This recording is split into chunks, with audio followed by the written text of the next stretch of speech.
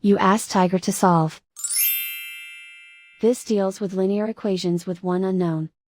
The final result is y equals 15/4. Let's solve it step by step. Group all constants on the right side of the equation. Subtract 90 from both sides.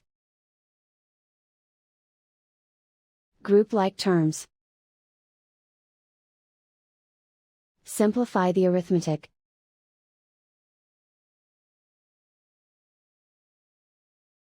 Isolate the y. Divide both sides by -24.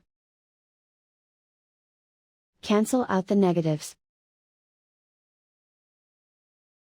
Simplify the fraction. Cancel out the negatives. Find the greatest common factor of the numerator and denominator. Factor out and cancel the greatest common factor. And so the final result is y equals 15/4.